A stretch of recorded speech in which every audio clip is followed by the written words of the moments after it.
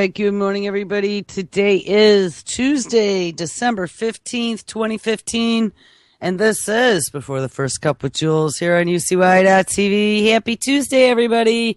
It is 50 degrees and very overcast here in upstate New York.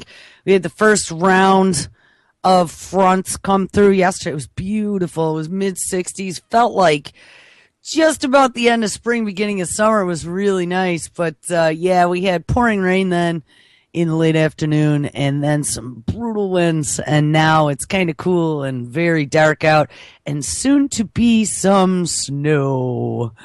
So where do we leave off? Yesterday, we titled the show Biosensor Implants, Diagnostics, AI, and Musk's $1 billion. And we talked about a lot of interesting things. If you did not catch the show, I recommend you catch it. It was a pretty good one. We talked about some pretty sick biosensing gear that's coming out. One happens to be not only implantable, but it connects via Bluetooth to your cell phone to send your doctor statistics. No longer fantasy. It has become a reality, and they are already testing these in people. So look out. Should be lots of fun. And of course, we ended it with Elon Musk dedicating $1 billion to a new organization called OpenAI, I believe. And pretty much what they are going to do is try to keep artificial intelligence for the good of all, as opposed to for the destruction of the human race, which is pretty much, if we don't get a handle on it, and I mean, it's just not me up here yapping now. You guys have heard more than enough of even the people who are a lot more in the know than me turning around and pointing, going, hey, we got to stop this truck, put some rules into place, and maybe slow things down a little bit before we end up going somewhere where we didn't mean to go, and now it is no longer controllable, and that is the big concern. So what I wanted to talk about today, we were, a couple days ago, we looked at how they had just crossed that barrier between reality and fantasy, where virtual reality is now at a point where you cannot tell it apart. It's kind of like the Turing test for reality as opposed to intelligence.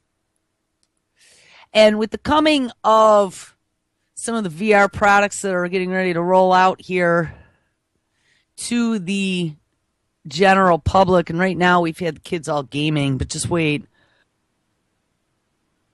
I just saw something a couple days ago where they are touting this new solution for engineers working together across the globe, where they can put on their VR goggles and they can use holographic images. We just saw a story a couple weeks back where they now have touchable holograms.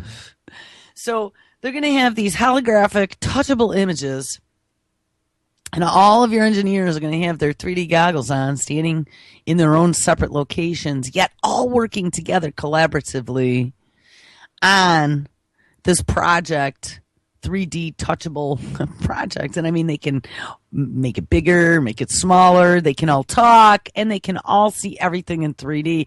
It's pretty amazingly incredible. I mean, even 10 years ago, something like that was not even thought to be possible in any type of near future. And like I said, people, it's exponential.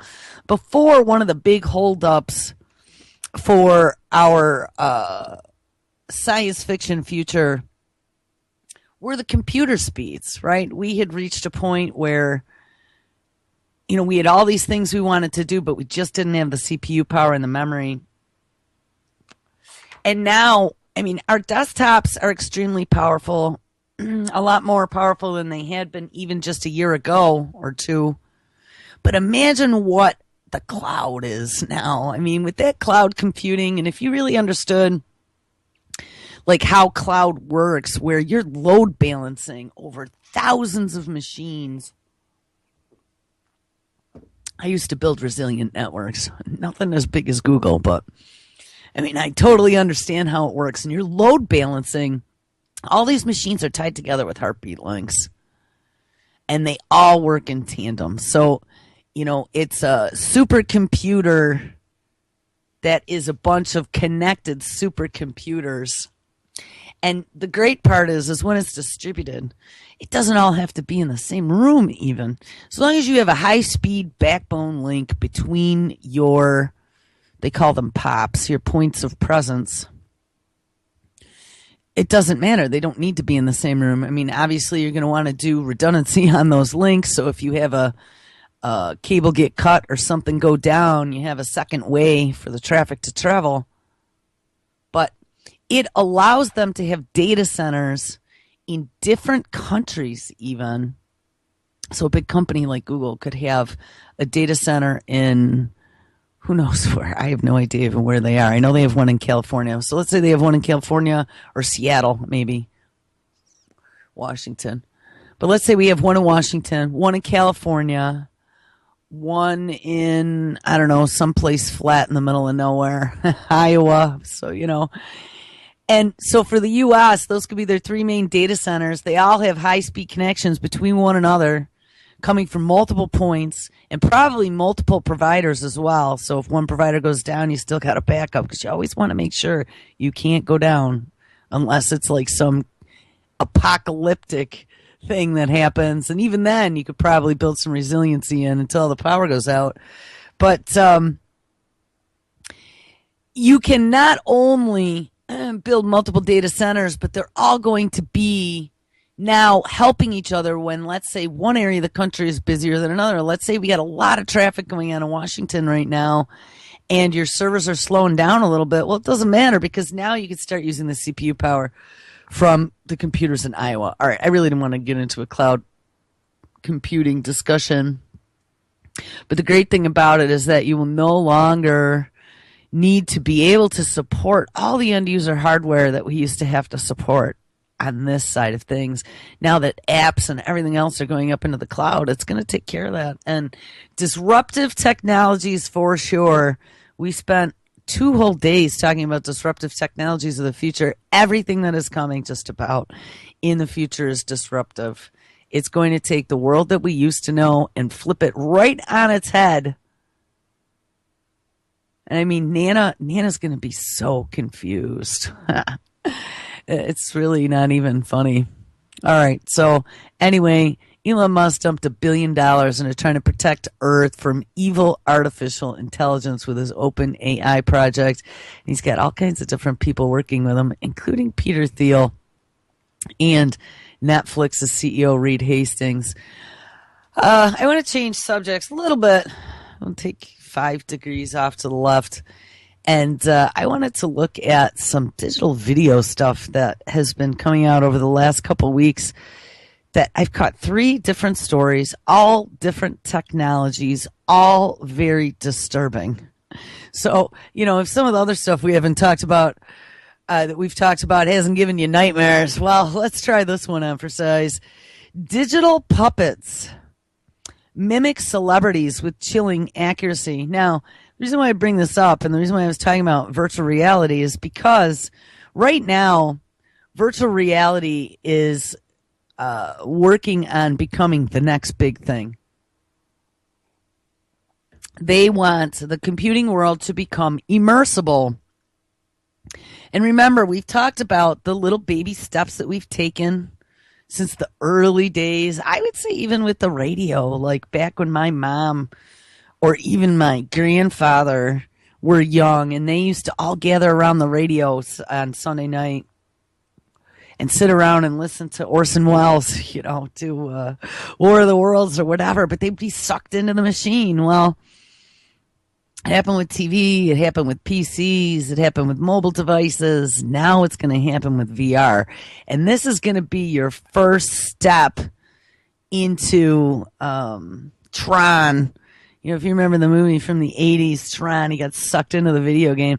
And this is it, man.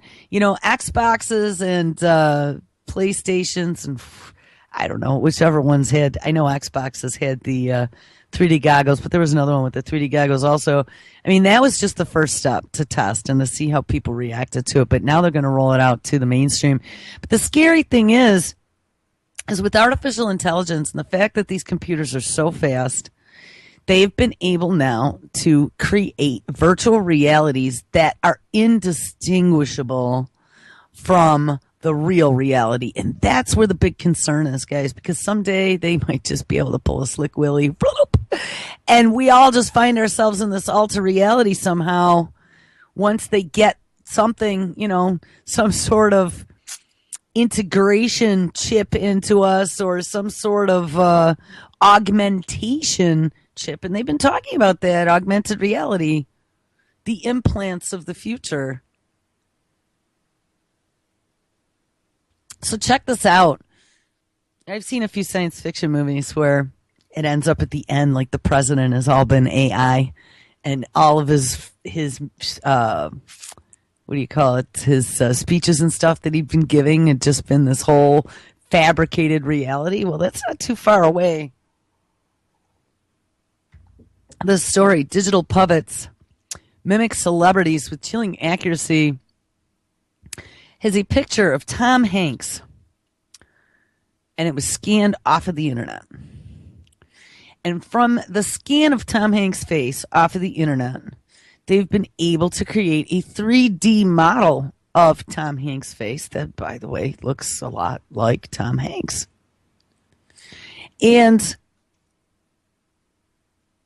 well, let's read this. Digital puppets mimic celebrities with chilling accuracy. No job, it seems, is safe from the machines. And we're going to get to that. And that includes actors. Computer researchers from the University of Washington combed the internet to gather vast photo collections of celebrities' faces, and then they built 3D digital imitations of their likenesses. The resulting digital puppets not only looked the part, they also conveyed the facial expressions and mannerisms of their real-world counterparts with chilling accuracy. And in this strange new world, the team created former President George W. Bush, and he controlled then all of the digital puppets of other well-known celebrities, including Barack Obama, to make it look like they gave an interview they never did. Now, what? That sounded really convoluted, but basically, we have George Bush Jr. off to the left, and then we have 9 quote-unquote celebrities off to the right. Shinzo Abe, Arnold Schwarzenegger, Neil Patrick Harris, Daniel Craig, Hillary Clinton, Ian McKellen, Barack Obama, Piers Morgan, and Tom Hanks are all off to the side. When I hit the play button for this video, and it's only 24 seconds, but George Bush, in a real picture, is giving an interview. Now, I had seen this technology back a few months ago, but it was only in a lab, but now they're showing some real testing. George Bush is off to the left, and he's answering questions. He's making these facial expressions. He's talking. His head is moving. You know how he talks and how he tilts his head to the side when he's talking, like he's not seeing the world straight. So George Bush and all of his mannerisms are off to the left.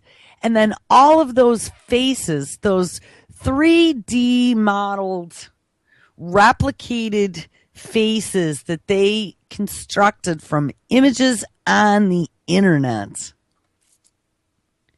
they are replicating exactly what George Bush is doing. Now, I just dropped the video into chat because there's no audio. I can't play it for you, but I want you to watch it. Talk about frightening. I mean, just imagine all the video and stuff that we do. Now, I tend to not do video, but there's a lot of people out there that are doing Skype video and doing this, that, and the other, doing YouTube videos and showing the world what they look like so they'll be easy for the 230-point facial recognition cameras to find them someday. But if you take a look at how that works,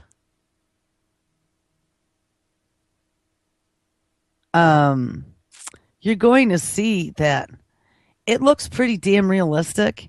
And someday in the days of video phone, someday, could you imagine, like, your mom or your husband or wife calls you and, oh, honey, pick up toilet paper at the grocery store, but maybe it's not them. Like real Tom Cruise, what was it called? Mission Impossible, type stuff. And that's frightening.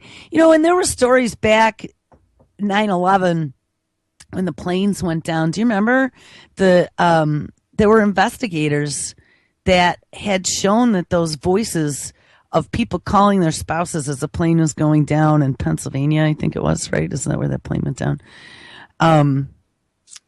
That could have been faked.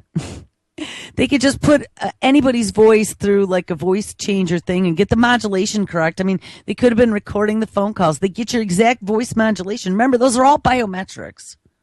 All of these things that we do individually that are telltale characteristics of us are biometrics, and they're collecting all of those. And as they collect more and more, and they get you down to a T, anything goes. You could end up, and you just wait and see with some of this new VR stuff. You wait and see. Remember when the Wii first came out and it was so cute? You could have a little me and it kind of looked like you. You could set the hair color and put glasses on it and whatever. Become Goth Jewel and then Pop Jewel. No, it was fun. We all made little me's here. But guess what? The little me is growing up and is going to turn into some sort of scary virtual 3D representation of yourself that they can make, say, and do things. I don't think I'm liking that at all. So basically, in that video, they can take anyone who's the puppeteer. In this case, it was George Bush for the demonstration. But, hey, you could have some CIA dude being the puppeteer, an NSA, MI6, whatever, saying what they want to say, and then they have a 3D representation of you on the video screen saying that and doing that. And it's broadcasting to somebody else, and they believe it that it's you because, wow, it looks just like you. I don't know. I don't like this at all. I don't know why they would even create this. Why would you want digital puppets? And they're saying, yeah, it's for Hollywood. So what? Now Tom Hanks could be a 3D puppet electronic representation, and he can go sit in the Bahamas with his feet up drinking a martini. I mean, this is insane. It says pictures are worth more than 1,000 words. What is this technology? What would it really be useful for except for trying to deceive people? The team's demonstration is the latest advancement in a 5-year effort to improve 3D facial reconstruction, tracking, and texture modeling. The team, led by Ira Kemmelmacher Schlitzerman. Oh, no comment. Combined Google images and machine learning algorithms to recreate faces and expressions without actually scanning a real person's face. So all they did was they took pictures they found on the internet. To do this, researchers searched the web and gathered at least 200 photos of celebrities donning various expressions and poses, just like all the narcissists on Facebook with 10,000 pictures of yourself. Yeah, you'll be ready. They got that face software where they've been tagging them for years. Nice big fat database to make you say anything they want. Machine learning algorithms mapped 49 facial anchoring points. And remember, they're really good at that now because they're able to diagnose road rage by your facial recognition in the car. Machine learning algorithms mapped 49 facial anchoring points, the corners of the eyes, mouth, and nose, for example, to assemble a 3D model of, say, Tom Hanks's face with a standard expression. Then algorithms overlaid Tom Hanks's various expressions over the standard model to capture the way his face changed as he smiled or frowned.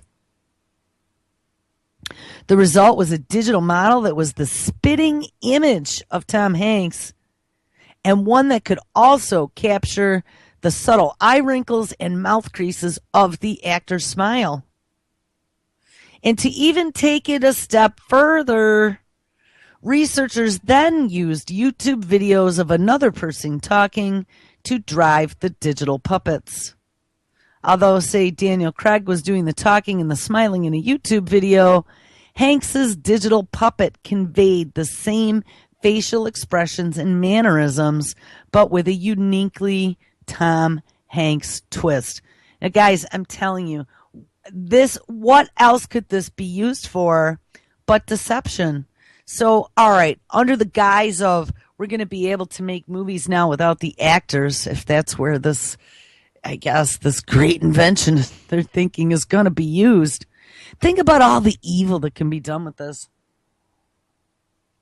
So now you can impersonate somebody digitally, and you can make them say anything you want them to say, and it'll look just like them. They didn't say where they got the voices from, and maybe they're still working on that because none of this had voices. It just had movements.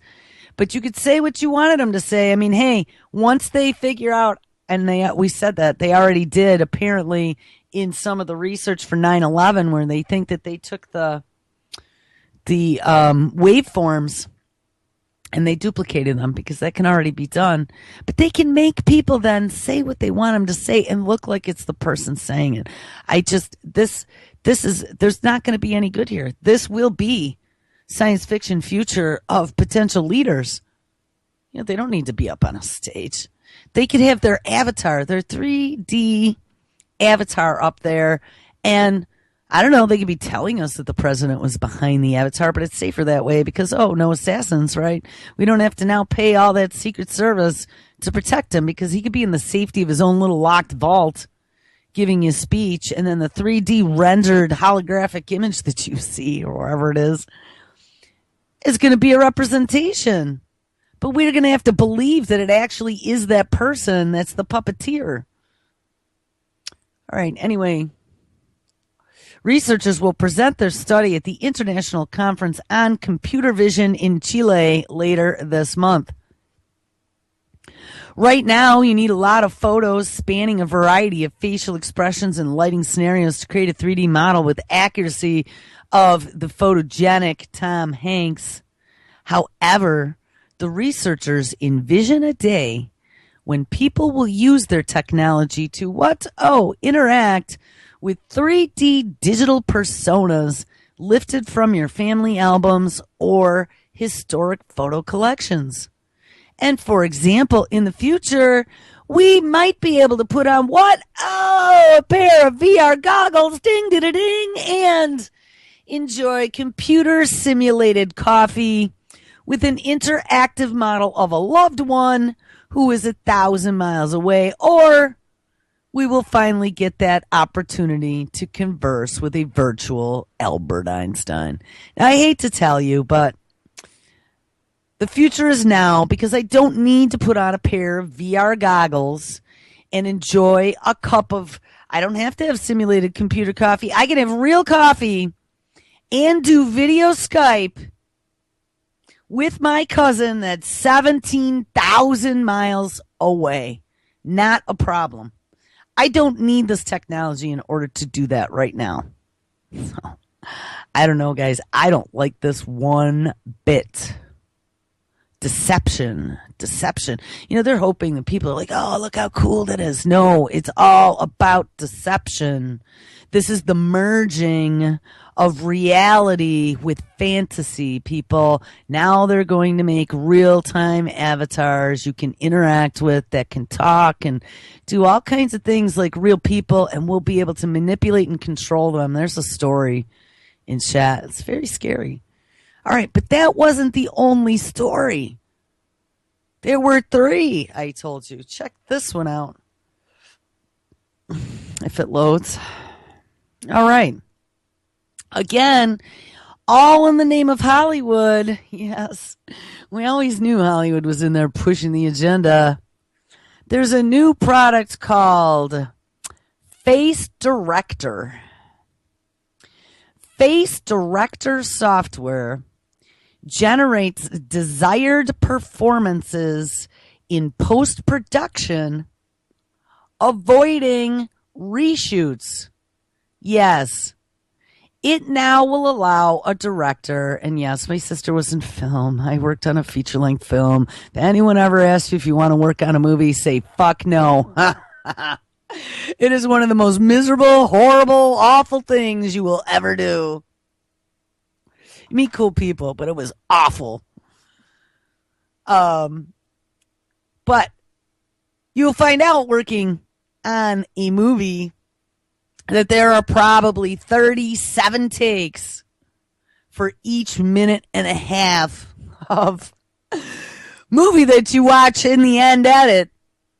And once the film is all shot and you have all these different outtakes, somebody needs to go through and not only pick which were the best scenes, but then, you know, they do have digital editing. In the old days, it used to be I think they were called a Nagra. It was a table, an editing table, and they literally would use tape and a razor blade, and you would cut the cellulose where you wanted it. Part of it would fall into the floor, and then you tape it together, and there you go. That's your edit. But now they have stuff like, I don't even remember the software. I had the whole suite way back. Manufacturer gave it to us. It was like $1,000 suite. And of course, they wanted to sell it. Adobe, I think it's Adobe After Effects, maybe. It's one of those, but it's the whole big suite, and it's got all the editing software that you'd ever need. And it's actually, unless you're going with Industrial Lights and Magic or, you know, some other big editing house that's going to cost you bazillions of dollars to do special effects and that. If you're going to be doing your own editing or have like a standard editor, they're probably going to be using one of the professional editing packages. But you still, in that editing package, I don't know, I haven't messed with anything high tech like that in probably 15 years, like doing high end video editing, which at that point we didn't even have enough power really to do anything like that. But back then you really couldn't morph facial expressions or anything. You were stuck with what was on the film. The good thing about digital editing was that you didn't lose the B-reel. You didn't lose the outtakes onto the cutting room floor. They still were in the original footage that then could be used for something else. You know, they could cut it up again and make a different version of the movie or whatever. All the cuts are done digitally. It's all digitized first and then mixed and matched. But check this out. And then after all of that, a lot of times the director still never has the shot that they wanted. After the editing happens and whatever, they still don't have the expression that they wanted to get on Johnny's face. So now they got to go back a year and a half after the fact, get the continuity director's notes, try and figure out exactly where everything is and make it look exactly the same in the background so we could take another shot, get the actor's hair exactly the same. Like, it's really hard to go back and reshoot after it's all been done because nothing looks the same. I'm sure you've all seen a movie where all of a sudden, like, the background changes for a second, boop, or something looks totally different. It's because they had to do a reshoot. And some people are more meticulous than others. But anyway, so this new software, what this is all for is they won't have to do any of that anymore. So check this out. Some film directors are famous for demanding that scenes be shot and reshot repeatedly until actors express just the right emotion at the right time. And it doesn't happen sometimes. I mean, you just can't get it, especially if you've been shooting for 12 hours and all you want is to go lay down. And that happens. You're all hungry and you're cold. And it's like, Jesus, I want to be done. It's miserable. Don't ever shoot a movie. So until actors express just the right emotion at the right time. But now directors will be able to fine-tune performances in post-production rather than on the film set with a new system developed by, Disney Research and the University of Surrey. I think that's in England. I'm not sure. I didn't look them up. Called FaceDirector. The system enables a director to seamlessly blend facial images from a few video takes to achieve the desired effect. So kind of a little bit like what they were doing in the other one, where they were taking all these different facial expressions that they found on the internet, let's say. This one, these are all the facial expressions that they shot for this one scene. They blended them all together, so she has all these different emotions, and then they got the desired effect, and they show like how they synchronize all these from all these different facial expressions. Let me see. Copy link. I can drop this in the chat. I'll put all this into the notes so you can see these, but it's pretty amazing. And so the scary fact of the matter is, even our emotions, like, they're going to start judging us with the surveillance that's everywhere. They're going to be able to start determining whether we are a danger to ourselves or others when we drive a car by our facial expressions. And biometrics, remember. I mean, there's going to be lots of biometrics being used instead of passwords. So your look, your, whatever. As they perfect these quote unquote fake reality tools that fool our vision into things, seeing things that really weren't there originally. And it's not even fooling it. I mean, it's actually recreating it, making it look very realistic. All it can be used for is deception. I mean, this is just so frightening. So frightening. Called FaceDirector, the system enables a director to seamlessly blend facial images from a couple of video takes to achieve the desired effect. It is not unheard of for a director to reshoot a crucial scene dozens of times, even 100 times or more, until satisfied. And I can attest to that, says Mark Gross, Vice President of Research at Disney Research. And trust me, don't go on a film shoot. You will be it is pretty cool just watching the equipment and everything, and especially if there's some famous people around, then it's super cool. But I'm telling you, it's so fucking miserable. 100 times for the same 3-minute scene that the actor now can't get right over the last 10 times because they're tired and cold, and the director insists they keep doing it until it's perfect. I mean, you want to start like hurting people. Anyway, back to the story. So this Marcus Gross, Vice President of Research at Disney Research, continues. He says that not only takes a lot of time, and that's shooting a scene 100 or more times, but it also can be quite expensive. And now our research team has shown that a director can exert control over an actor's performance, ding, ding, ding, after the shoot with just a few takes, saving both time and money. Well, phew. Thank goodness for that. Interesting, it's Disney too. Jean-Charles Bazin, Associate Research Scientist at Disney Research, and Charles Maliuson, a PhD student at the University of Surrey Center for Vision, Speech, and Signal Processing, showed that FaceDirector is able to create a variety of novel, visually plausible versions of performances of actors in close-up and mid-range shots.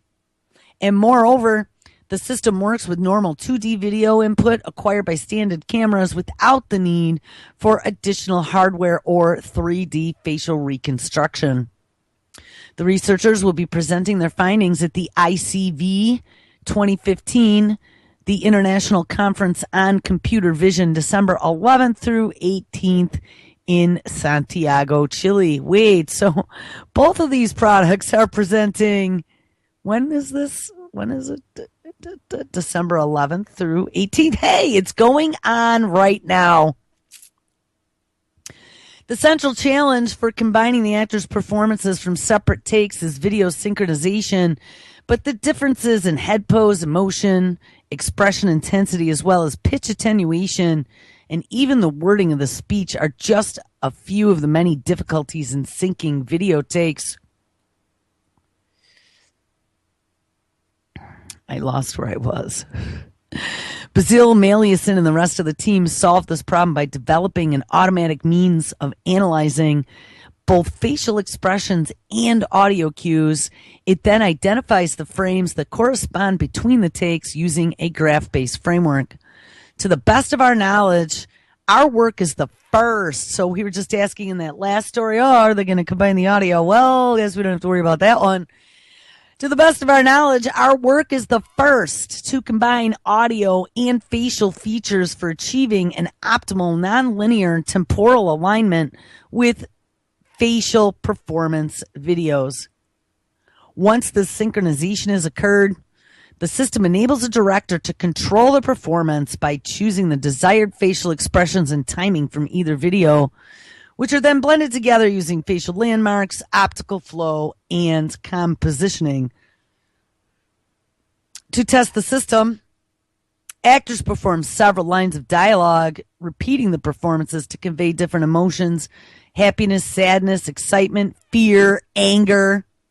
The line readings were then captured in HD resolution using standard compact cameras, and the researchers were able to synchronize the videos in real time and automatically on a standard desktop computer. So you don't even need a supercomputer to do this shit. Imagine a hacker getting their hands on some of your images and being able to like blend it and then making it say things using that Puppeteer software. This is just frightening, guys. You won't be able to trust anything. You're going to have like super secret handshakes and super secret keywords to make sure it's the person that you thought it was. And this is the land of make-believe turned upside down on its head. And we already can't believe anything that we're told, but now we're not going to be able to believe anything we see. The researchers showed additional results of FaceDirector from different applications, generation of multiple performances from a sparse set of input video, takes in the context of nonlinear video storytelling, script correction and editing, and voice exchange between emotions. For example, to create an entertaining performance with a sad voice over a happy face. Well, glad we can do amusing things like that as well. But it gets even better. And this is how we're going to spin this as the coolest technology on earth to the dumb end user. Now, the dumb end user isn't going to get their hands on anything like this right away, but they are going to probably get one of these for Christmas. They now have introduced, and this came out actually in August. I had this queued up one day, and we just never got to it. So when I saw those other two stories yesterday, it reminded me of this one, and I found it. We all know, like with police brutality, one of the big pushes to supposedly slow down police brutality was to have the police put on personal body cameras. And Obama inked some executive order to make all kinds of money available to buy body cameras. And, of course, now they're all cashing in on that. Yep.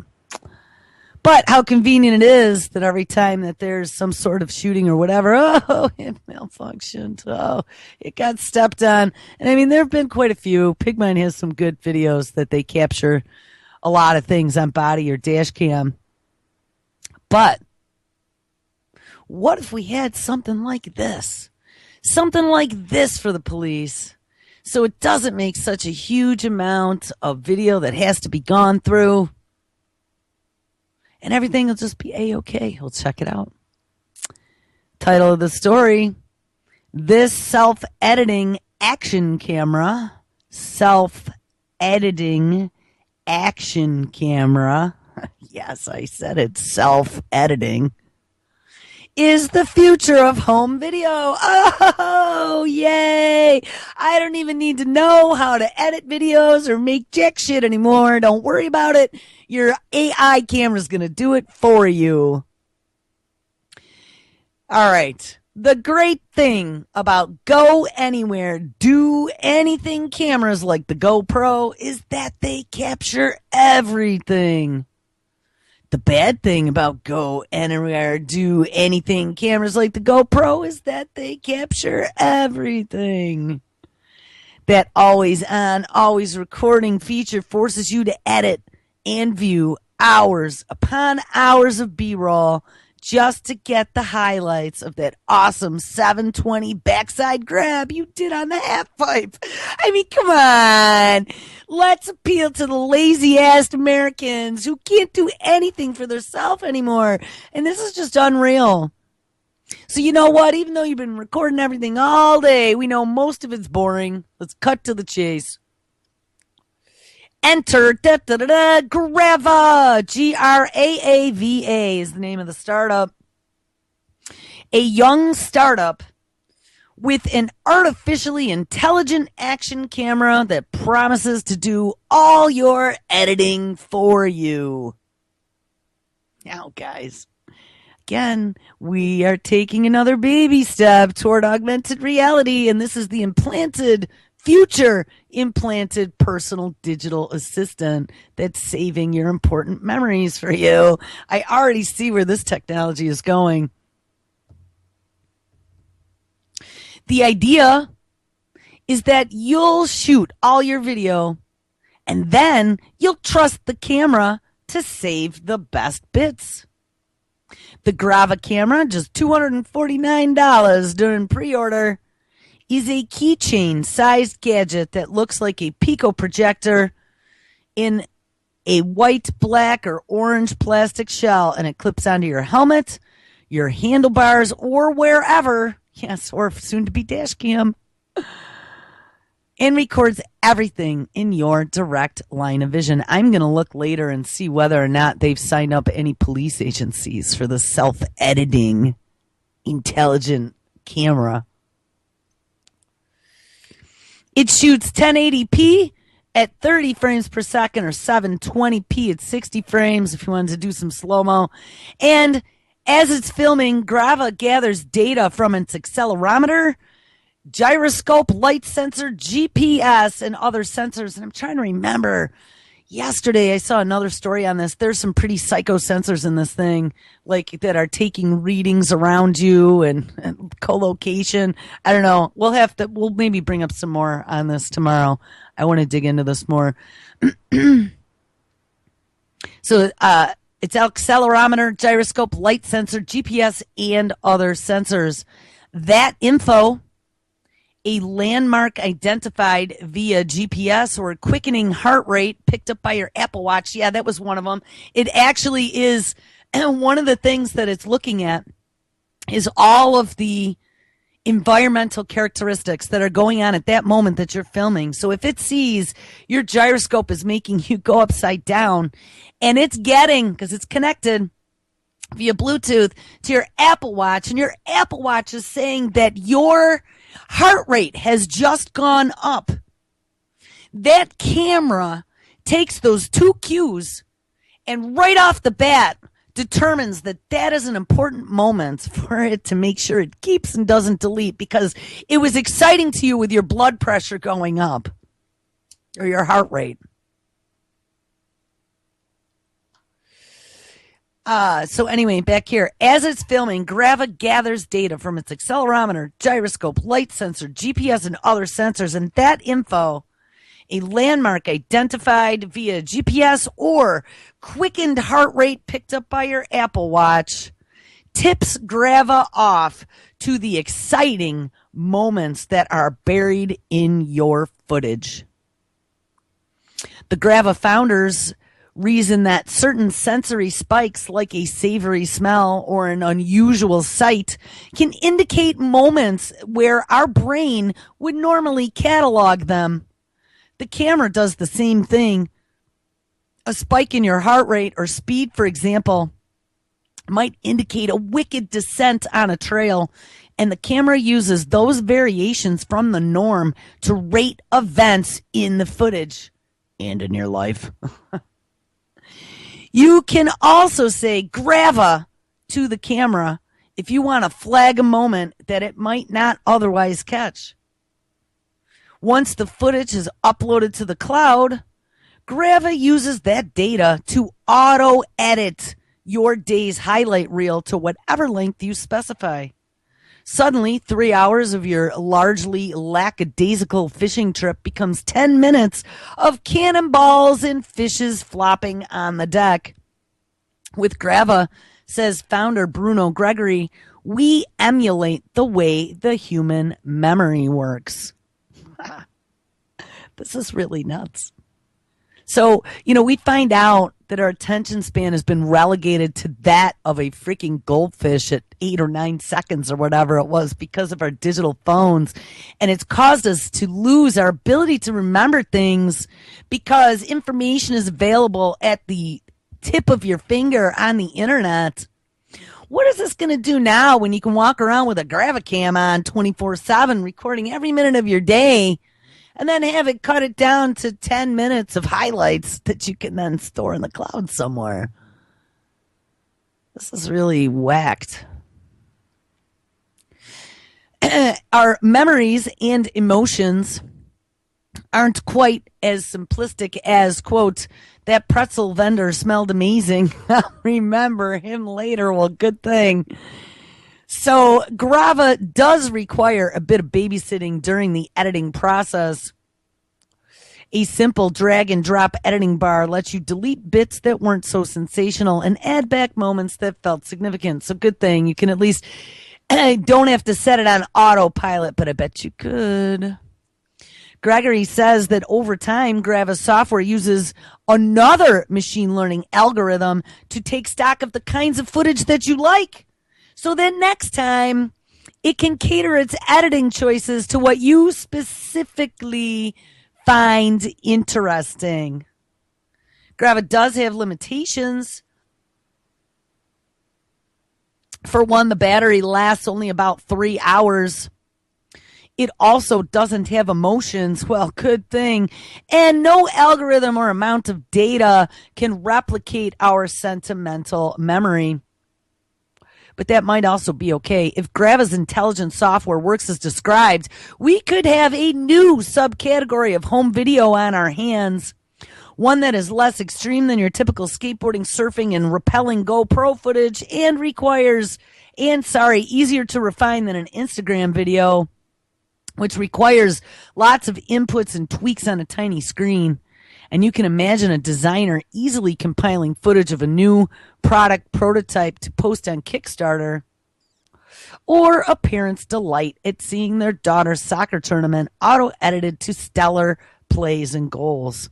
These things are useful, and it's less like your memory and more like a theatrical trailer of your life. Dun, dun, dun. And see, what's so important about this and putting all these important moments from your life up into the cloud is when we move towards some of the future things that they are looking to do, like upload yourself to the machine and then be able to restore memories or whatever.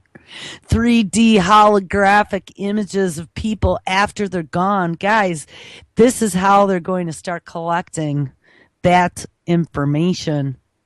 They want you to get used to bleeding these two realities and fictions together. Make it real. Everything digital is real. Look at how great it is. All right, and that's going to lead us to our last story here. I just had to reload it. I don't know. Chrome is acting just so bizarro lately. Hold on, it's going to reload again because I reloaded it and then it appeared. But Chrome just takes so long to even load a page. Come on! Let's go. It's not going. I'm going to have to sing. We'll do a Johnny Cash. All right, here we go. This is out of Forbes.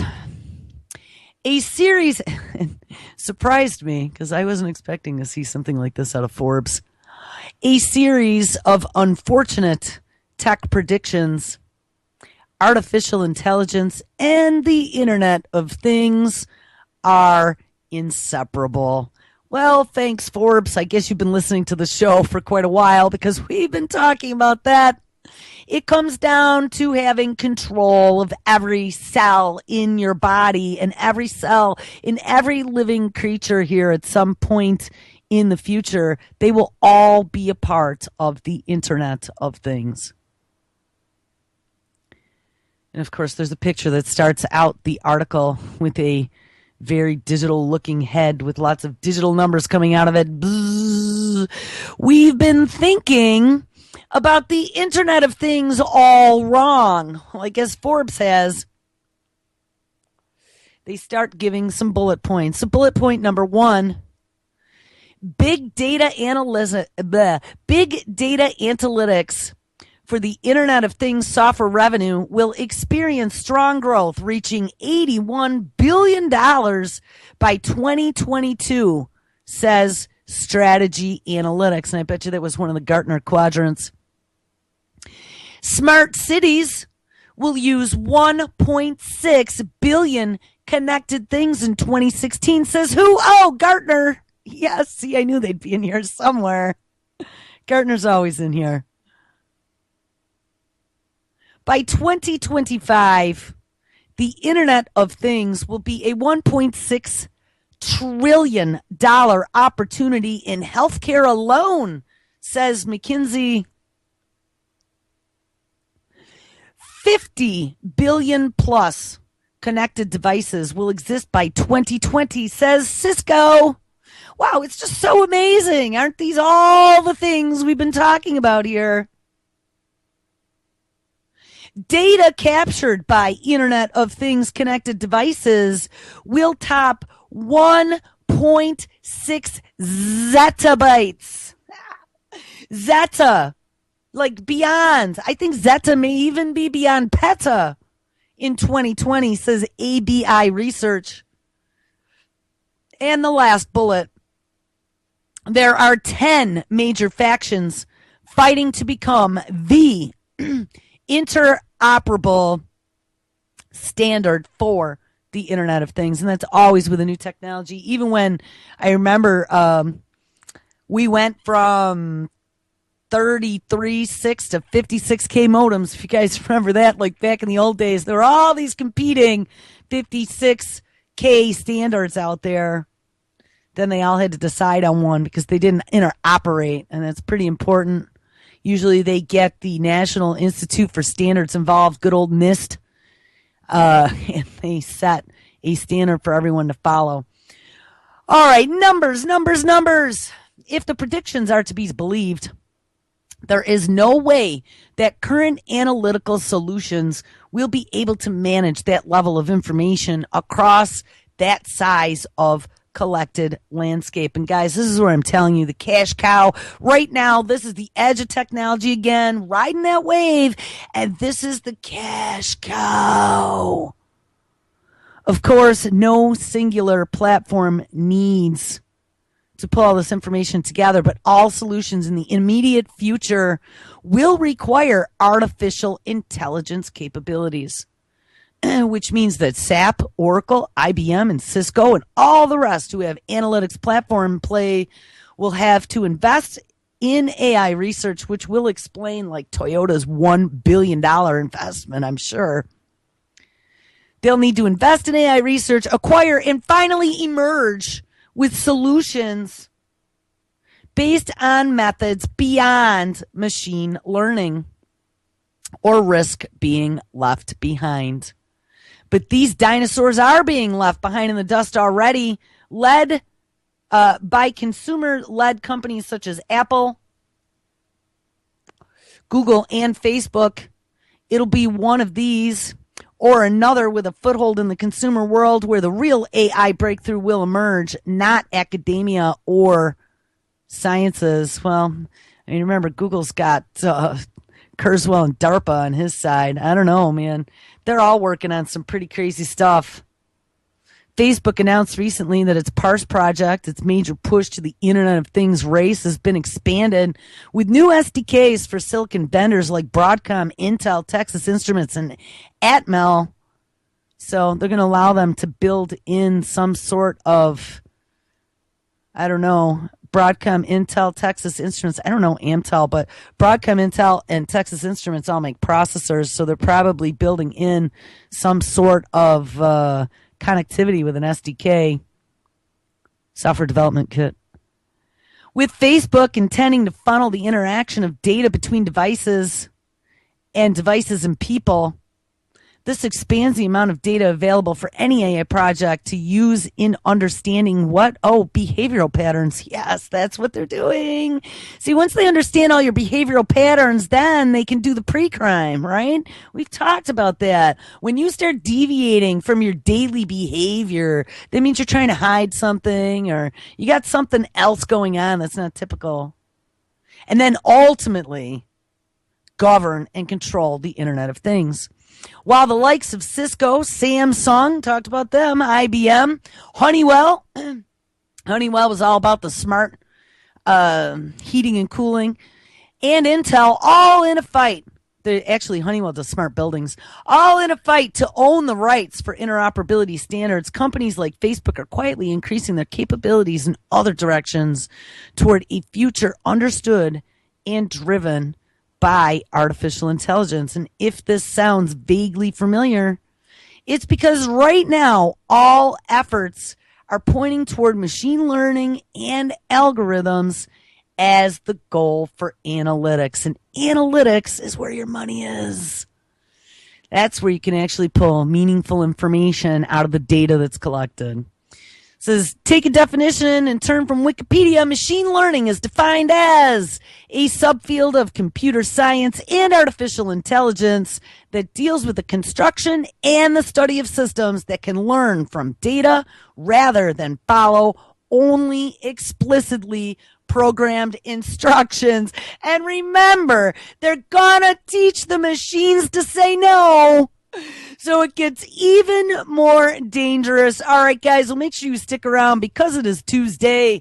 Mr. Kevin Blanche is up next. And then tonight we have all kinds of live radio, 7 p.m. Eastern. It starts with Ron and Game On.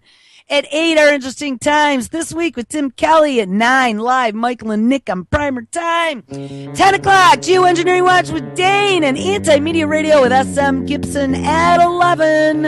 All right, guys, everyone have an awesome Tuesday.